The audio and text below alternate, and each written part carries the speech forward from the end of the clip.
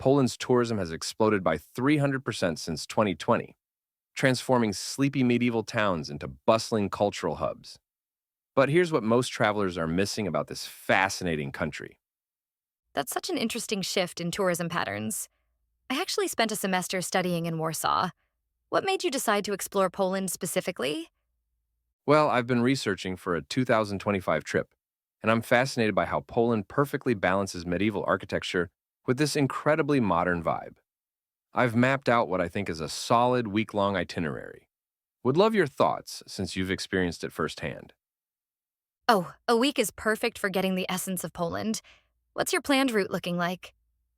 So I'm starting with 2 days in Warsaw, planning to explore the Old Town Market Square, which has this incredible reconstruction story from World War II, and climb the Palace of Culture and Science for those panoramic views. Did you spend much time at Łazienki Park during your semester? You know what's fascinating about Łazienki? The outdoor Chopin concerts they hold there have been a tradition since 1959. The music echoing through those classical gardens is absolutely magical, especially during sunset. That sounds incredible. After Warsaw, I'm taking the train to Wrocław.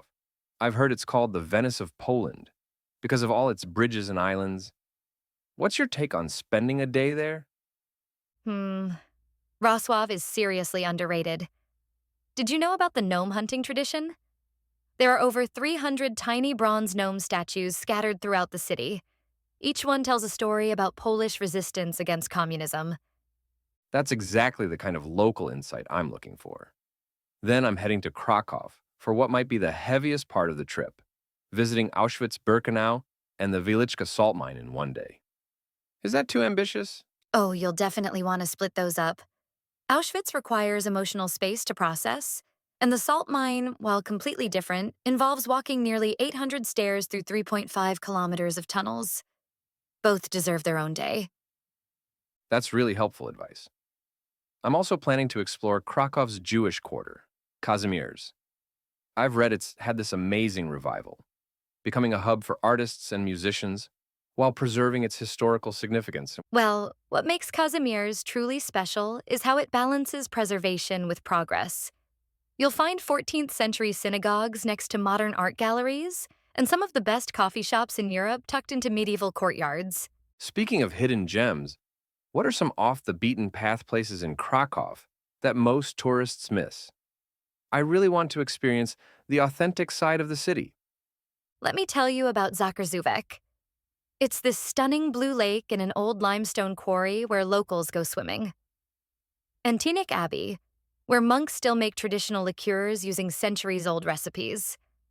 These places tell the real story of Krakow. That's fascinating. I'm also planning to head up to Gdańsk. It's a long train ride, but everything I've read about the Solidarity movement and the city's role in ending communism makes it seem worth it. The Solidarity movement literally changed the course of European history. Make sure you visit the European Solidarity Center. They've preserved Lech Wałęsa's original shipyard office exactly as it was in 1980. When would you say is the best time to visit? I'm trying to balance good weather with avoiding peak tourist season. Late spring, May to June, is absolutely perfect.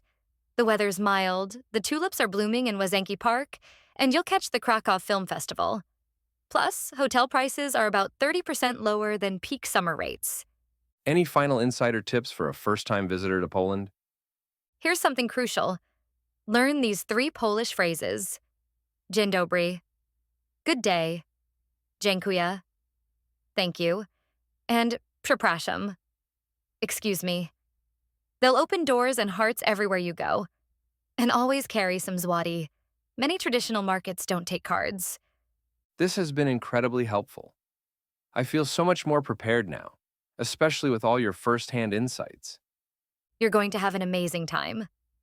Just remember, some of the best experiences in Poland happen when you step off the tourist trail and into the local rhythm of life.